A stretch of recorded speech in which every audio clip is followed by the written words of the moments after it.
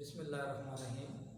عزیز طلبہ، آج کا جو سبجیکٹ ہے ہمارا ایڈوانس کنسٹرکشن ٹیکنیکس، اس کا کوڈ ہے سول 223۔ اس کے بارے میں آج ہمارا تیسرا لیکچر ہوگا، اس کے بارے میں پڑھتے ہیں۔ آج جو ٹاپک ہے ہمارا وہ ہے اسپیسیفیکیشن۔ اسپیسیفیکیشن میں تصریحات کی ڈیفینیشن کی طرف ابھی ہم چلتے ہیں۔ ڈیفینیشن کیا ہوگی؟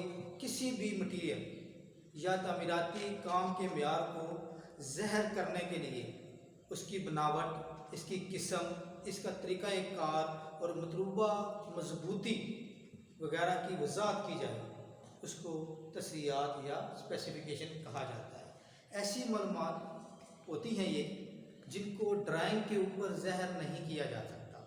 مثال کے طور پر ڈرائنگ میں تو دروازے اور کھڑکیوں کا، کمروں کا سائز ہوگا، دروازے اور کھڑکیوں کا سائز ہوگا، لیکن یہ چیز تصریحات اس کی نہیں ہوگی۔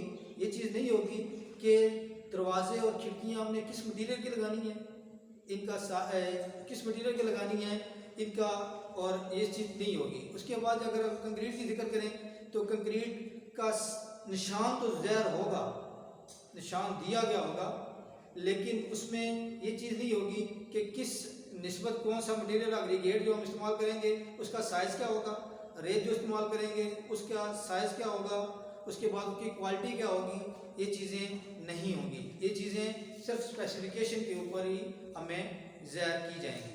اس کے بعد پرپزز آف اسپیسیفیکیشن، مقاصد کیا ہوتے ہیں؟ اسپیسیفیکیشن کے مقاصد کیا ہوتے ہیں؟ تعمیراتی کام یا مٹیریل کے سائز کو ظاہر کرنے کے لیے ڈرائنگ تیار کی جاتی ہے، مگر مٹیریل کی قسم، مختلف مٹیریل کی نسبت، مطلوبہ مضبوطی، مطلوبہ رنگ وغیرہ کی وضاحت ڈرائنگ میں نہیں کی جا سکتی، بلکہ اس مقصد کے لیے تصریحات اسپیسیفیکیشن تحریر کی جاتی ہیں، اور تصریحات تحریر کرنے کے لیے جو مقاصد ہوتے ہیں ان میں تعمیراتی مٹیریل یا کام کی مضبوطی کے معیار کو ظاہر کرنا، اس کے بعد کنکریٹ کے مصالح کے اجزاء کی نسبت کو ظاہر کرنا، پھر مٹیریل کی قسم جیسا کہ لکڑی کا استعمال ہے، دھات وغیرہ کا استعمال ہے، اس کو ہم نے ظاہر کرنا ہے۔ پھر جو مٹیریل ہم استعمال کریں گے اس کا کون سا رنگ ہوگا، وائٹ واشنگ کرنی ہے اس کی بھی سارا طریقہ کار ہوگا۔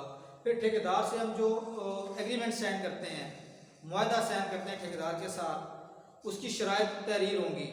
پھر تعمیراتی مٹیریل کے کام کا وقت کا تعین کیا جائے گا، قیمت کا تعین کیا جائے گا، پھر طریقہ کار کی وضاحت کی جائے گی، اور اس میں استعمال ہونے والی مشینری کے استعمال کی وضاحت کی جائے گی کہ کون کون سی اس پروجیکٹ میں کون کون سی ہم نے مشینری کا استعمال کرنا ہے۔ اس کے بعد آ جاتا ہے جی پرنسپلس آف رائٹنگ اسپیسیفیکیشن، تصریحات تحریر کرنے کے اصول۔ تصریحات ہم کیوں تحریر کرتے ہیں، اس کی کیوں نوبت پیش آتی ہے؟ کسی بھی تعمیراتی کام کا معیار اسپیسیفیکیشن سے ہی متعین کیا جاتا ہے، اس لیے تصریحات کا بالکل واضح مطلب ہونا چاہیے۔ ایسی زبان اس میں استعمال کرنی چاہیے جس میں کسی بھی قسم کے شک و شبہ کی کوئی گنجائش نہیں ہونی چاہیے، کیونکہ یہ جو معاہدہ ہوتا ہے اس کو قانونی حیثیت حاصل ہوتی ہے، لڑائی جھگڑوں سے بچا جا سکتا ہے، اس لیے بالکل واضح طور پر ہونا چاہیے۔ اس کے کون سے پوائنٹ ہیں؟ ڈسکرپشن آف مٹیریل، مٹیریل کی وضاحت۔ تعمیراتی مٹیریل کے بارے میں مکمل وضاحت شامل کرنی چاہیے۔ اس کے لیے مٹیریل کی قسم، مٹیریل کا سائز واضح طور پر تحریر کرنا چاہیے۔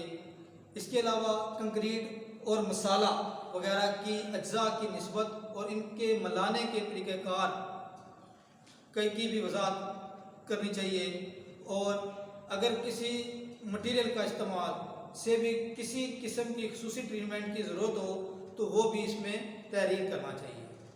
اس کے بعد آ جاتا ہے جی ورک مین شپ۔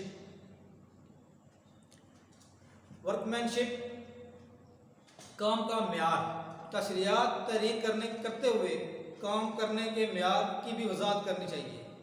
اس میں کام کرنے کے طریقہ کار، کام کرنے کے مختلف مراحل، سرفس ٹریٹمنٹ، سرفس کی سطح کی تیاری، سطح کو دبانا، کمپیکشن، کیورنگ، ترائی کے طریقہ کار کی وضاحت کرنی چاہیے اس میں۔ اس کے بعد tools and plants, TNP، tool and machinery اور آلات، تشریحات تحریر کرتے ہوئے تعمیراتی کام میں استعمال ہونے والی مشنری اور آلات کی بھی وضاحت کرنی چاہیے تاکہ کام کے شروع کرنے سے پہلے ان کا بندوبست کیا جا سکے۔ اس لیے بھی ضروری ہے یہ کہ اس چیز کی وضاحت کی جائے تاکہ مشنری وغیرہ محکمہ فراہم کرے گا یا ٹھیکیدار خود پروجیکٹ پر اس کے لیے بندوبست کرے گا۔ یہ TNP کا مقصد یہی ہوتا ہے۔ اس کے بعد تازہ کام کی حفاظت، protection of a new project, تشریحات تحریر کرتے ہوئے اس بات کی بھی وضاحت کرنی چاہیے کہ نئے تعمیر شدہ کام کس طرح کرنے ہیں۔ اس میں کھدائی کا کام شامل ہے، اس کے بعد چنائی کا کام، کنکریٹ کا کام، پلستر کا کام، ان ساری چیزوں کی وضاحت ہونی چاہیے۔ اس کے بعد طرز تحریر، ایکسپریشن، طرز تحریر کی طرف آتے ہیں۔ تشریحات، چونکہ تشریحات کو قانونی حیثیت حاصل ہوتی ہے، اس لیے یہ تشریحات بالکل واضح ہونی چاہیے۔ اس کے کوئی بھی فقرہ ایسا نہیں ہونا چاہیے جو نامکمل ہو، کوئی بھی فقرہ ایسا نہیں ہونا چاہیے جس کے دو مطلب نکلتے ہوں۔ ٹھیک ہے، گرامر کا بھی لحاظ رکھنا چاہیے۔ فقرات تحریر کرتے وقت اس چیز کا خیال رکھنا چاہیے کہ اس کا پڑھنے والے کو اس کا ہر ایک لفظ صحیح طور پر اس کا مطلب سمجھ سکے۔ اس کے بعد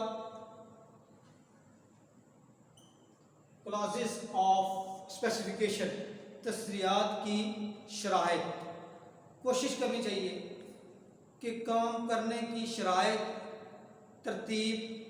کام کرنے کی ترتیب کے مطابق ہونی چاہیے، حقیقی ترتیب کے مطابق ہونی چاہیے۔ ان تمام شرائط پر عمل کرنا عملی طور پر ممکن ہونا چاہیے۔ تشریحات کی شرائط ایک دوسری کے الٹ نہیں ہونی چاہیے اور نہ ہی ایک ہی تشریحات کو دوبارہ تحریر کرنا چاہیے۔ آج کا ٹاپک ہمارا یہ تھا۔ پیارے بچوں، اس ٹاپک کو آپ نے یاد بھی کرنا ہے اور اس کے جو سوالات ہیں ان کو اپنی کاپیوں پر لکھنے بھی ہیں، اور انشاءاللہ آگے اگلی کلاس میں ہم اس سے آگے